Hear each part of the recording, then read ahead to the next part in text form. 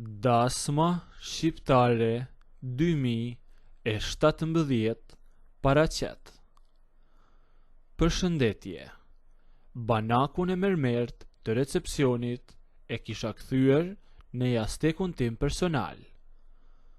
Turni i parë fillonte fiks në orën 7 të mëngjesit, një orar që për mua ishte një torturë e vërtet. Jam 22 vjeçe dhe gjithë rroga ime ikte nëpër kafene, e duke bërë xhiro buzdetit me shoqërinë dhe nëpër vendet e tjera ku rria deri në orën 4 të mëngjesit.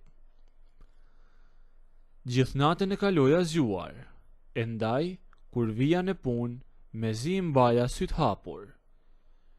Fshihesha pas ekranit të kompjuterit, lija telefonin ndezur duke bërë ndonjë video dhe mbështesja kokën mbi krah dhe me zënjë të gjumi ulur në karrige. Hoteli ku punoja nuk ishte ndonjë biznes i vogël familjar, por një nga resortet me gjigande në vijën bregdetare. Çdo ditë ishte një zhurmë e gjallë, kishte gjithë ditën valixhe e turist që flisnin me zë të lartë dhe dhoma që duheshin menaxhuar non-stop.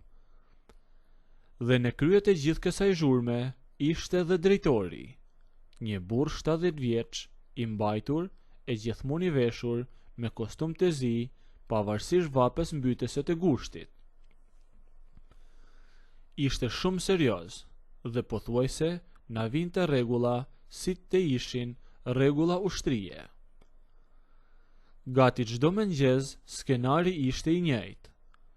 Ai vinte për kontrollin e orës 8, me gjente mua duke fjetur mbi tastier ose duke shkruar në telefon pa e pasur mendjen tek njerëzit që kalonin.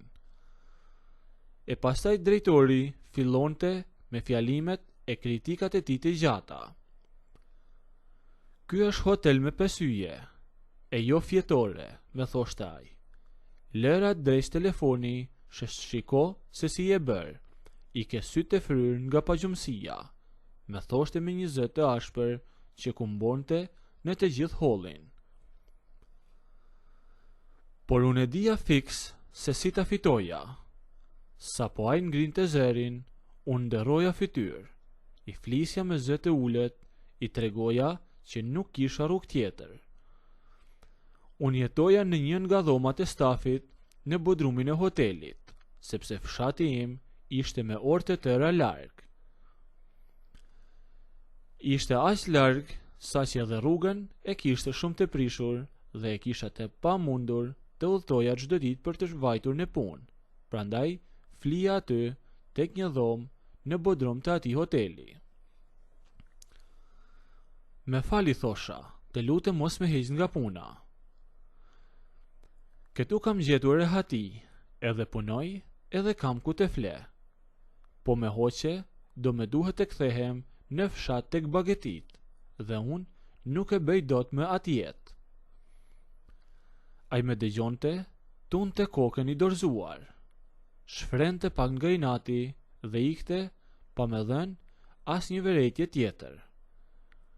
Kjo gjë ndodhte aq shpesh sa unë fillova ta merrja për të mirëqenë faktin që drejtori, pavarësisht moshës dhe rreptësisë, kishte një pikë të dobët për mua dhe nuk me pushonte dot nga puna. Një natë me parë e kisha tepruar vërtet. Kisha qenë jashtë deri në 5 të mëngjesit. S'kisha fare gjumë, por në fakt syt po më mbylleshin nga lodhja, por s'flija dot. E në orën 7 u vesha shpejt e shpejt, hodha pak ujë në fytyrë dhe dola tek banaku i recepcionit. Holli ishte i zbrazët, kondicioneri po frynte ftohtë dhe ishte në atë qetësinë e mëngjesit që ishte një qetësi e papërballueshme. Nuk e mbaja dot veten zgjuar, e pash që s'kishte asnjë njeri, i shikova edhe kamerat, mora çelsin e dhomës sime të stafit dhe ika. E lash recepcionin plotësisht bosh pa askënd, me kompjuterin ndezur që ishte aty dhe vetëm bënte zhurmë. Ika dhe u futa në krevatin tim. Mendoja të flija vetëm gjysmë ore, por me zuri gjumi top. E çfarë kishte ndodhur ndërkohë që unë flija? Një grup i madh me turistë huaj kishte mbërritur në hotel 2 orë para orarit të check-init. Ishte një zhurmë e madhe dhe të gjithë i kishin grumbulluar valixhet aty tek dera. Kishte njerëz që kërkonin dhomat dhe nuk kishte asnjë recepcioniste për t'i pritur. Drejtori kishte dalë nga zyra e tij për të parë çfarë ishte gjithë ajo rremuj dhe e kishte gjetur banakun e recepcionit të braktisur.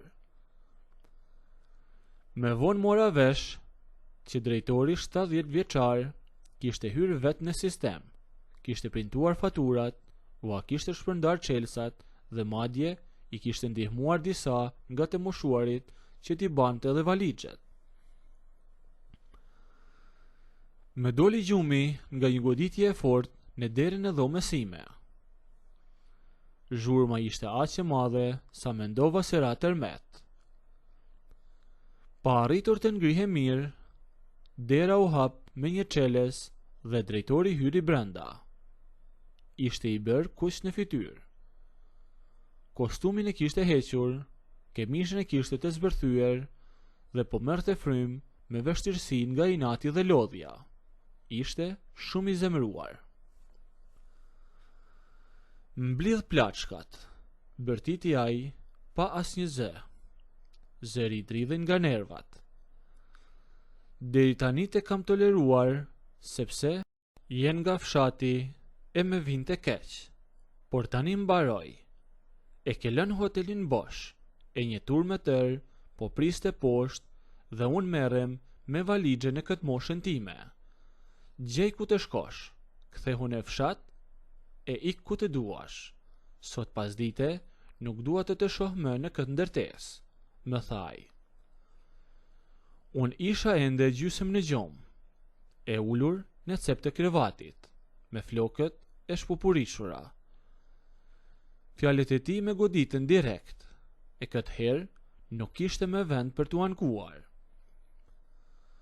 Ai ishte mbushur aq shumë sa asnjë justifikim që i bëja dikure që i thoja të lutem mos më heq nuk do të bënte punë. Ishte i tërbuar, po este lart e poshtë në atë hapësirën e ngushtë të dhomës sime, duke shfryrë dhe duke vazhduar të me listonte të gjitha rregullat që kisha thyer që nga dita e parë. E lashte fliste, nuk i fola asnjë fjalë. Kuptova që këtë situatë nuk e zgjidhja dot me të qare me lutje. Ai ishte përkulur pak përpara, fiksi për meje, duke me treguar me gish rregulloren e punës që unë as nuk e kisha lexuar kurrë. A e kupton se çfarë dëmi i bën hotelit kur nuk je aty? Vazhdonte ai, duke shkumezuar nga goja. Këtu njerëzit paguajnë për shërbim. Unë nuk jam këtu të bëj rojën tënde, më thoshte ai. E pash drejtën e sy, e fytyra atij ishte e lodhur, por syt i kishte të gjallë dhe plot inat, por edhe plot vëmendje ndaj meje. E dija që prapa gjitha asaj të bërtiture, ai thjesht po reagonte sepse unë e kisha zhgënjyer, e jo sepse me urrente. E ndërpreva fjalimin e tij të gjatë, duke folur me një zë aq të qetë dhe të butë, sa që bëri kontrast total me zhurmën e tij. E di që e të prova, i thash unë. E di që të kam lodhur dhe nuk i meritoj të gjitha ato tolerime që më ke bërë, por unë vërtet nuk dua të ike që këtej. S'më intereson më çfarë do ti, ma ktheu ai me një herë, por zëri i kishte rënë pak nga toni i lartë me parshëm. Ai ende qëndronte i përkulur si për meje, duke kërkuar një lloj faji në sytë e mi. Sot do të kërkoj falje në një mënyrë si asnjëherë tjetër, i përshpërita unë duke ju ofruar tek veshi. Ai po bëhej gati të thoshte diçka, ndoshta një fjalim tjetër për disiplinën, por fjalet janë ndalova. Unë thjesht u drejtova pak nga vendi ku isha ulur, pa bërë asnjë lëvizje tjetër të madhe dhe me të përkulur mbi mua e putha drejtë në buzë. Gjithaj tension, gjithaj fjalim për valixhet dhe rregullat e hotelit u zhduk në sekond. Për një moment të shkurtër, nuk pati asnjë reagim nga ana e tij, e dukej sikur po përpiqej të kuptonte nëse kjo ishte vërtet diçka që po ndodhte apo thjesht një manovër e rradhes nga ana ime. Por pastaj u dorëzua, inati i tij i madh u zhduk, e dora e tij që pak me parë tregonte me kisht drejt derës, i zbritin ngadalë dhe me prekur lehtë anën e fytyrës sime, duke me larguar ca fije flokun nga syri. Drejtori me ktheu puthjen, po me aq vëmendje, duke treguar qartë që pas asaj masket e hekurt prej drejtori serioz, fshihej thjesht një burr i zakonshëm që e kishte humbur të uruan totalisht nga një vajzë recepcioni. Vazhdova ta puthja drejtorin, e pastaj, teksa ai ul, unë u ngrita në këmbë. Ju ofrova, nëse doni të ndëgjoni historinë deri në fund, bëjini videon like, a nëse nuk doni, abonohuni ose bëjini subscribe.